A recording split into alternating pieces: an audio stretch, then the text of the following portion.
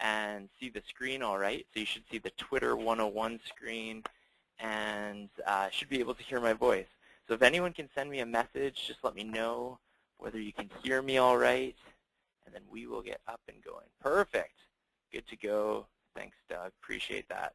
All right, thanks so much, guys. There always seems to be some sort of technical difficulties with these webinars, doesn't there? Anyways, so welcome to Twitter 101. So as you can see here, my name is Wade Patterson, and I'm the Social Media and Communications Coordinator with Remax of Western Canada. So through this webinar, you have the ability to ask questions, which I'll try to get to at the end. But if you ever have any questions related to social media or communications in the future, please be sure to contact me. So my email is wpatterson@remax.net, and that's Patterson with 1 T. And you can also call our head office in Kelowna. The number is 1-800-563-3622 and ask for Wade. And I appreciate any feedback you might have on today's webinar, such as, Wade, there was technical difficulties today, or anything like that. And of course, I'm happy to hear suggestions for future webinars as well. So I'm really excited today because this is the second webinar I've done since joining Remax last August. And I'm scheduled to put on a lot more social media webinars this year, almost on a monthly basis. So I plan to post recordings of these webinars to our YouTube channel for your reference as well. The first webinar I did, it was called Social Media Tips and Advice for Agents, and that's already posted there. So you can find that by searching YouTube for Remax of Western Canada's channel, and it's under our list of videos. And be sure to check our Region Update blog calendar as well to see what future webinars are upcoming.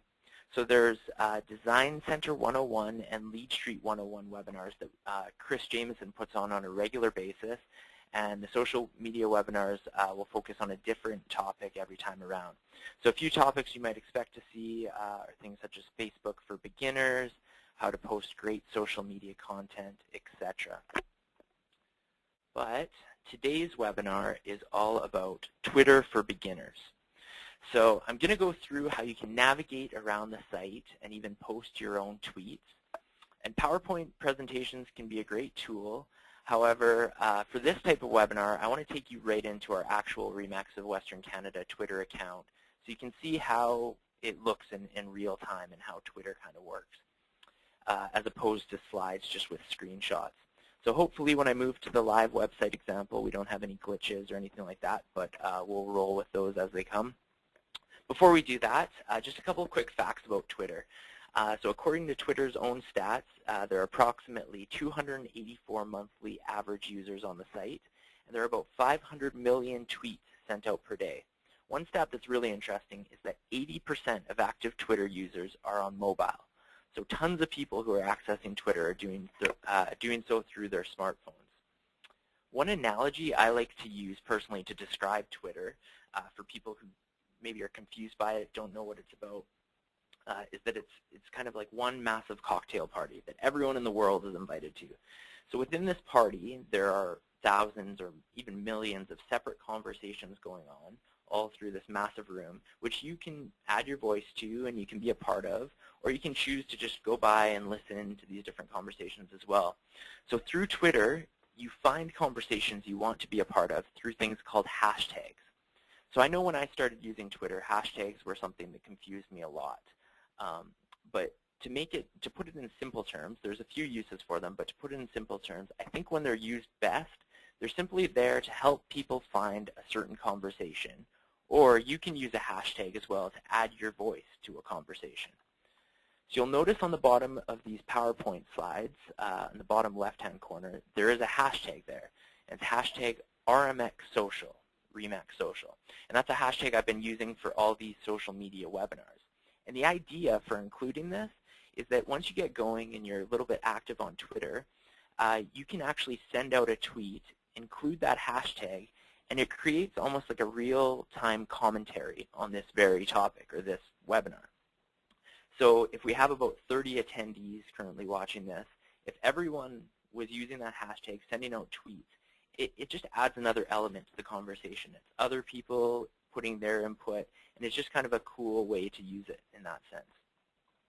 And also sticking with the massive party example, I guess, another way you can use Twitter is by choosing to walk up and speak to people at this party. So in Twitter, we call directly talking to someone using their Twitter handle, or that's essentially their Twitter username. So the interesting thing about Twitter is that in most cases, you don't need permission to follow up anyone. That's not really the idea of it. So everyone's accounts are wide open, and they want more and more people to be following them. So you can follow Katy Perry, you could follow Barack Obama, and you can even tweet at them. So you can say something that directly goes to their account. Of course, this doesn't mean that they'll respond because they're getting millions of these tweets, but Twitter still gives you that ability to communicate with virtually anyone. So another way of thinking of this is if you were at this kind of analogy of a party, you might picture a celebrity being swarmed by thousands of fans, and of course you can go join the fans and shout something at the celebrity, and that's kind of one of the ways Twitter works, is that you can communicate to these people. But the way you also use mentions or using people's Twitter handle is just to bring them into a conversation. So if it's someone you know well and you want to make a comment and kind of direct it at them or let them know that you're talking about something they're interested in, you can feel free to use their Twitter handle. All right, so to get started, you're going to go to twitter.com, and when you arrive there, you're going to see a screen that looks something like this, although the background photo tends to change from time to time. So if you haven't already created an account, it's very easy to sign up. So you just go there and you write your full name, I believe it's right here, full name, your email address, and password. And once you attempt to sign up for the first time, it's eventually going to ask you to choose a username. And this is what I was saying the Twitter handle is. So, and that's the one, you might have seen it before. It's a name that's preceded by the @ symbol. So for Remax of Western Canada, our Twitter handle is @RemaxWesternCan. So when you initially set up your account, you can always change your name later on. But there's a couple of things to keep in mind while choosing a Twitter name. The first suggestion I'd say is to keep it relatively short if you can. The reason I say this is because once we get into, or once you begin using Twitter, you're going to see that when you send out a tweet, which is a message, you are limited to 140 characters. You might have heard that before. You have very little space in these tweets. And if you're hoping people are going to mention you on Twitter, which is often your goal, you want to be part of conversations, a long Twitter name is going to give them less space for writing a tweet. And when you only have 140 characters, every character is valuable. So if your username's taking up 15 characters, that's a sizable percentage of their tweet. So if you can keep it shorter, that is ideal. Another tip, and this one's less important, but that I would suggest, is that you avoid putting numbers at the last end of it. Oh, sorry, I'm just going to pause for a second, just making sure the sound is still available. Is everyone able to hear me still? Someone can comment if the sound is available. I have one comment here that says that the sound cut off. Oh, sound is fine. Good. Glad to hear it. All right. It's back. It cut out 2 times. Oh, I gotcha. Well, hopefully that doesn't happen again. I'll try to speak up a little bit.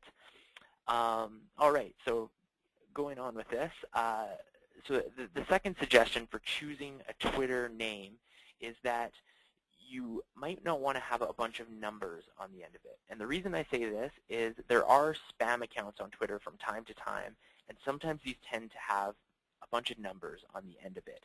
Or if you try to follow someone, they might see your account and see all these numbers at the end. They might wonder or be curious if it's a spam account. That one's less important, but still something you might want to keep in mind. A last tip I'd say, and this one is important, is that if you can, keep your Twitter name or your Twitter handle related to your business or your own name. And this way it makes it relatively easy for people to find you on the site. So after you choose a Twitter name, the next step Twitter is going to have is it's going to ask you a few more questions, such as what you're interested in, and it'll also give you a list of people to follow. Now, it's worth taking a few minutes to scroll through the list, and you're going to see that on Twitter, all of your news on your Twitter feed is generated by the people you follow.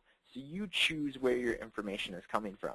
So it's worth it to take a few minutes at the beginning and try to find some accounts maybe they're real estate related, maybe some of your clients, those types of things, because that essentially is going to be the news you're getting on your homepage. And I definitely suggest following Remax of Western Canada's Twitter handle. That's at RemaxWesternCan. And one of the reasons is because we make an effort to put out content that you can repurpose to your networks as well. So if you're following us and you see a tweet we send out that you think, hey, this would be great to share with my followers, it's really easy for you to do that. All right, so the next slide here. A good first step when you get going on Twitter, the very first thing I suggest is updating your Twitter profile. So the profile can be accessed by clicking on your photo. So right now it's an egg, and that's what it's going to look like when you start Twitter. It just is the replacement for not having a profile photo. One thing that is kind of known amongst Twitter is if someone has an egg, it means they're probably not overly using Twitter, they're not on the site tons or something like that, or they haven't taken the time to complete their profile. To be honest, it kind of shows laziness of sorts. So I would suggest very first thing when you get your account set up is setting up your profile. Or if you have an account already but you haven't got around to doing it, it's definitely a good idea. So once you click on this button, there's going to make a drop-down menu, and it'll say View Profile, and that's how you get to this screen. And when you first start Twitter, it's going to look almost exactly like this. So this arrow here shows where the Edit Profile button is. And Twitter makes it really simple for you to go in there, and you're going to change a few things. So the first one is this big chunk of blue here. That's going to be called your header photo. Okay, and so you want to put something there's a lot of space for a good wide image there. So depending, maybe you have a picture of your office or something like that, or something you like doing for fun even. It's always good on social media to keep it light, not too business focused. So whatever you think will work well there. You can also change this square photo, which is called your profile image. And then Twitter will also allow you to fill in a few more things under here. Right now I don't have that text that appears. But that's your bio that goes right here. And then you can also have a link to your website, different things like that. So a couple tips I'm going to give you for customizing your profile. First off, Twitter recommends that your header image, so this big blue one, is 1500 by 500 pixels. And that's kind of going to give you the best resolution, the best look of an image there. For the profile photo, the square one, it's 400 by 400. And the last tip I'd give is just be a little creative with your bio. You want it to be informative. I think you have 160 characters to work with on your bio. So make it short and sweet. Let people know what it is that your account's all about. But if you go through Twitter and you look at other people's profiles, some people are pretty creative about what they write there. So just maybe put a bit of thought into that. So really, when we talk about Twitter, the Twitter homepage is where most of the action happens. Now, I know anytime you get into a new site or a new social media, it can be overwhelming. There's these buttons at the top. Where do I need to be? Where's the action happening? Well, the home page is where most of, I'd say 90% of your time is going to be spent on Twitter. So rather than think of this as an entire website you have to navigate, maybe just for starters, think of it as a couple pages, and this is one of the main pages here. So this is the part where I'm going to transition into our actual Twitter account. Just want to make sure. And I think I have the audience view there. I think we're looking all right. We can see the screen. Perfect. So this is the Twitter account. Maybe just if anyone can't see the screen, let me know. But I think it's fine. So this is the home page. Now, the beauty of Twitter is, like I mentioned before, you have control over where your news comes from. So the tweets that show up on your news feed, and that is this middle section here. So here you see there's view 53 new tweets. So it's constantly updating, and if I click this, it's going to repopulate with all the new tweets. But this is just your constant news feed, your news flow, and this is controlled by who you follow. So here you see that Remax of Western Canada is following 104 people. So essentially what that means is 104 people, what they tweet and what they retweet and what they send out, that creates our news feed. All right, so one of the questions that comes up when you have Twitter is, who do you follow? Who can you follow? Well, Twitter on the homepage makes it easy here. In this top right section, there's a space that says who to follow. And you can check a few things. You can look for popular accounts, which is celebrities, basically accounts that have tons and tons of followers. You can find your own friends or people you might be connected to, and this is done through email, and there's a few other ways. But once you start following people on Twitter or businesses, Twitter's going to suggest people you might want to follow as well. And so for us at Remax of Western Canada, obviously we're going to get a lot of real estate type of suggestions that come up. And if you click up here on View All, it's a huge list of suggestions. So this can be really helpful, to be honest, just kind of getting started on creating your news feed and seeing who you should be following on Twitter. So I'd say there's two basic elements to Twitter in terms of communicating. One is what you do with other people's tweets. That's the first one. The second one is sending out a tweet yourself, and we'll get into that. But I'm going to start with what you do with other people's tweets. So the interesting thing about Twitter is that, I don't know about you guys, but for me, I can stay, for the most part, on top of my Facebook news feed. It takes a bit of time every day, maybe checking it for 10, 15 minutes, but essentially I can see all the stories that have happened in the last day. Twitter, especially if you're following a couple hundred people, that's almost impossible. I got really overwhelmed when I first got a Twitter account because I was so stressed out trying to read every single tweet that was sent out from people I follow. And it's just not realistic, to be honest. And there's different ways of trying to find something you're looking for. Up here, Twitter has a search function, and that's where you can search users or hashtags, things like that. But essentially, you can see the latest things that are happening. So perhaps you're on the train or riding in a car, not driving, of course. Maybe you're a passenger in a car and you have a couple minutes and you're just scrolling through what's happening latest on Twitter. That's maybe the only time you're going to really try to get through much of this feed, but don't be overwhelmed if you have trouble staying on top of all of it. So every time you get a tweet, you have an option. You can choose to do something with that tweet, or you can just read it, and that's it. And that's what you're going to do with the most part. You just read, and okay, that's interesting. But sometimes there might be a tweet that piques your interest and that you want to do something a bit more with. So for example, here's an article by The Province, and maybe I have a thought or I want to comment on this tweet. Well, I can press reply right here, and basically it pops down, and down here in the field you see that The Province's Twitter handle is already written there. So if I wanted to make a comment on this article that they posted, I could just type in whatever text I want here, interesting article, or maybe my thoughts regarding it, and then I can tweet that out. Just so you know, that replying to a tweet like that, it's going to go in a little subcategory underneath. So anyone can still see that you tweeted that if they look for it, but it is going to be directed right at The Province. Your next option, which is far more common, is retweeting. So it's this button right here that says retweet. And what a retweet does is it takes someone's tweet and it sends it to your whole audience. So if I took, so right here, for example, I might not be following Bell Let's Talk on Twitter. We don't. Remax of Western Canada doesn't. But we do follow Jana Hefford. And we see that Jana Hefford retweeted this tweet here. So essentially, it's taking something that's of interest to you and rebroadcasting that to your entire audience. So it is helpful, and once you get going on Twitter, you will see that a lot of people use the retweet function. A third option you have is this, and it's called favorite. So for those of you who are familiar with Facebook or perhaps Instagram, you have an option to like something.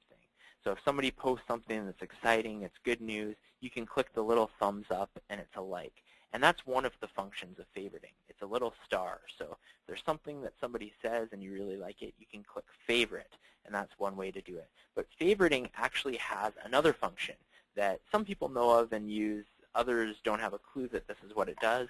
But if you click favorite to a certain tweet, so let's pretend there's a different article that I want to read later, I can click favorite, and it's going to actually index it for me. And I'm going to show you that later, but it indexes it for you on your profile page. So if you don't have time to read something, but you're saying, oh, I'll never find this in the future, I can click favorite, and then it kind of saves it for you. But like I say, favoriting is also used to show that you like something. You may have also heard of what's trending. So more and more social media sites are using different trending functions. And Twitter was one of the first to really make trending popular. And here you see we have a list of Canada trends. So here we have Toronto, Canada, Marshawn Lynch. There's a few different things that are trending in Canada. And this is updated by the moment, and it's what most people are talking about. Now the beauty of Twitter is you can customize this. So if you click change right here, you'll see that there's another little menu that pops up, and you can change. So I could make my settings whatever is trending in Vancouver. I could change it to what's trending in Calgary, or even worldwide. It's my choice. So that's kind of a nice function to customize it that way. But probably the big question most people have is, how do you compose a tweet? It's a little intimidating. Twitter language, the way people use Twitter, it's different than other social media sites sometimes. And that's one of the first questions. How do I send out a tweet? What should I say? What is a hashtag? What is a Twitter handle? Well, we kind of went over those. But the first comment I'd make is that in terms of what to post on Twitter, it's the same with any social media. I think you want to be aiming for relevant content that your followers will find interesting. So as you see, as we scroll down this actual Twitter page, there's a lot of photos, there's a lot of links to articles. Some tweets are just comments, and these are all fair game in Twitter, whatever you want, but just aim to be posting stuff that's relevant, so people will want to follow you. When you send something out, people will say, hey, that's some information that I appreciate happening. Now, when you click on the message button, so this is where you send a tweet. You can click up here, or there's another button that says tweet. If you click here, it just pops up a little area that says compose new tweet. So really, like I said before, you have 140 characters, and once I start typing, you see that that number goes down. And Twitter will alert you if you're over 140 characters. It'll turn red, and it'll say you have to take away some letters or some numbers. I could put anything out as a tweet. I could say, having a great day. That's a totally acceptable tweet. So just because some people use hashtags and Twitter handles and links and photos doesn't mean you have to. There's no rule about specifically what you have to tweet. But think of hashtags and all of those things as tools that you can use. So an example of a tweet that I could send out right now, and I will, is, bear with me here. So a good group for our Twitter 101 webinar today. Stay tuned for the recording. And then I'll use a hashtag, Remax social. That's the hashtag that we've been using on the PowerPoint. So the tweet is a good group for for our Twitter 101 webinar today. Stay tuned for the recording. Hashtag Remax social. So I just click that, and that tweet is posted. It gives you a little alert up there. So you'll see in a second that we can actually see that tweet when we go to our profile. But that's sent out. So it's really easy to send a tweet. And another thing just to keep in mind, whereas Facebook, you might only post 1 or 2 things a day. Twitter, some people post 10 things. Some people post 5. Some people post 50. It's a lot more acceptable to post more often on Twitter. So that's just another thing to keep in mind. And here you see on our newsfeed right now, Remax of Western Canada, a good group for our Twitter 101 webinar today. Stay tuned for the recording. Hashtag Remax social. And actually, if we click right on that hashtag, oh, there we see Scott. Appreciate that, Scott, using the hashtag. Look out, Twitter, here I come. I like it. Appreciate the shout out. But that's essentially what a hashtag does, is that it creates a spot for this conversation to be happening. So it's very cool. So the second tab that I'm going to show you, like I said, the home page is really where the magic happens. This is where most of your action is going on. But another page to be aware of is your notifications page. And here you see we have the little number 1, so that means since we've started this webinar, something's happened on our account or related to our account. So here we go. Our notification is that there's a new follower, so someone new has followed us. Notifications are great because they tell you anytime someone mentions you, if they retweet something that you've sent out, if they favorite something. It's just basically alerting you when any action has happened that relates to you. So as we go down the list, you see at first, okay, anytime someone follows us, great. Twitter lets us know on the notifications page. The next one, this was a tweet we sent out. It was at Prince George Cougars fans. Enter the hashtag Remax home team contest and win 10 tickets to an upcoming game. And here's the link to enter. So the Prince George Cougars chose to retweet this. So they took this message and they sent it out to all of their followers, which is great because it's getting our message even further. And Twitter notifies us that this happened. Here you see that we were mentioned in a tweet, and this person, John Patterson Music, chose to favorite that tweet. So like I say, anytime any action happens related to you on Twitter, you're going to find out about it on the notifications page.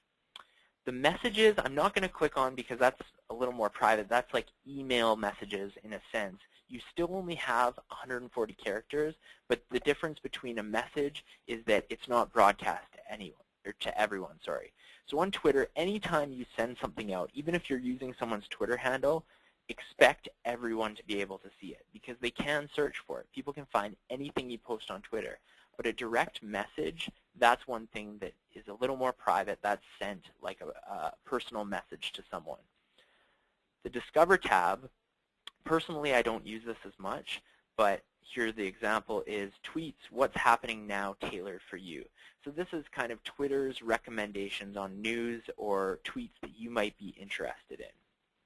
Okay, and the last page I'm going to take you to is the Remax of Western Canada profile. And these, like I say, these are probably the top 3 pages you're going to visit. The home page, number 1, the notifications, number 2, and your own profile page, perhaps number 3. So as I mentioned before when I showed you the kind of the blank profile, it's kind of boring, not a lot happening. But you can really see once you start to add a bit of photos, or a few photos, pardon me, it really livens up the page and it shows people that you're active on Twitter. So this is the header image, this housing market outlook, and we've got the profile image here, and this was the bio I was referring to. So Remax of Western Canada's official Twitter page, industry news, event info, motivation, and all things Remax. Now you can take that, that space for your bio and write whatever you want. You can make it even snappier if you want, anything like that. So here, what's going to be defaulted is a list of all the tweets you've sent out. So here on our page, you see that our last tweet was this one, a good group for our Twitter 101 webinar today. Stay tuned for the recording, hashtag RMX Social. Scrolling down, you see another cool thing about Twitter that I forgot to mention actually is anytime you put a YouTube link, the actual video can pop up. So people don't have to click the link and go all the way to YouTube. They can watch the video. It's embedded right within the tweet. Here you've got some Monday motivations. You click on the photo, things like that. So this shows you all of the tweets that you've sent out. And as I mentioned before, when you favorite something, it's indexed, and this is where you can find that. So if you click on favorites, this shows you all of the things you favorited. So if you favorited something so that you want to reference it later, you can find it in this simple list here. Okay, so we're going to go back to the actual PowerPoint presentation now and just kind of wind up with a few last tips. I don't want to take up too much of your time here. There are a few things that I advise not to say on social media. One thing, and there is a bit of debate about whether or not writing listings on social media is okay. It might be. All I'm suggesting here is not to just solely put your listings one after another, especially not all at once. And I think that's a general good rule for Twitter as well. If you are putting out tweets, try to space them out a little bit. Don't just post everything at once because you've got to think about your followers. And when they're looking at their Twitter feed, their news feed, they don't want just a bunch of your messages in a row, especially if they're about something random. But if you're here and there putting in little interesting pieces of content, they're going to appreciate that, and it makes part of their news feed without cluttering it. So I've seen some really, really bad examples of agents or different offices that have just put literally 100 listings in a row and just posted them all on Twitter at once. And personally, I think that's a bad idea. It doesn't look great, and it might annoy people who are following you. Another tip of what not to say on any social media, but Twitter as well, is be aware that anyone on Twitter can find and read tweets that you send out, which is great, to be honest. That's a great thing, but you just have to use a little bit of, I guess, common sense when you post something out. So you're representing your business, the Remax brand, so just think twice before perhaps sharing a view on a controversial topic. On Twitter, these happen all the time. You get these conversations and people replying, and in the moment, it's really sometimes difficult not to post your opinion. And it's not that you're not right. You might absolutely be right. But just think about you're representing your business, and if other people have a differing view than you, you might be shooting yourself in the foot a little bit if they have this differing view, and then the next time they go to do business, they say, hey, I don't know if I want to deal with this individual. So just something to think about. Another thing, as I mentioned earlier, a great idea to follow Remax of Western Canada's Twitter account, especially one of the tough things is coming up with content and what you should be sharing with your audience. And we try to make an effort to share interesting articles, anything that other people might find helpful or beneficial. So if you're following us, it's almost like a bit of a shortcut sometimes, and it allows you to just find some content and repurpose that to your networks. Another piece of advice, encourage people to follow you on Twitter. At first, it might be a little discouraging. Your list of followers might be relatively low. You might only have 5 people following you. And you might be putting a lot of effort into the tweets that you're putting out, and only 5 potential people are getting them. So just make sure you put in an equal amount of effort into letting people know you're on Twitter. If you have a newsletter, maybe you put the little Twitter symbol within the newsletter or a link to your account on your website. There's different ways to be creative and make sure that your audience is growing so that when you do put the effort to send out a tweet, people are actually seeing it. All right. So that brings me toward the end of the webinar. Hopefully, I appreciate everyone being patient, first off. I know we had some technical difficulties, but just a few takeaways from today's webinar. So the first off, if nothing else, just remember, once you start Twitter, take the time to create a strong profile. Use nice images, at least high enough resolution images, and produce an interesting bio. The second tip, the Twitter homepage is where most of your time will be spent. So please don't get overwhelmed when you try to sign up to Twitter. Any new social media site can be a little scary at first, but just break it down that the homepage is really where most stuff's going to happen, and your news comes from those you follow. So think carefully about what accounts you want to follow. And another way to think about it is the more great content that you get in your Twitter feed, that's easy stuff to retweet to your network. So that might be another source of content for you. And no matter what social media site you're on, be sure to post content you believe others will find interesting. So I think it's just worth asking yourself, if I was in their shoes, would I want to read this before you post something? All right, so that brings me to the end of the webinar here. I just want to thank everyone for taking the time today to tune in. Once again, if you have any questions at any point, you can reach me by email. It's wpatterson@remax.net. You can also phone the head office here. It's 1-800-563-3622.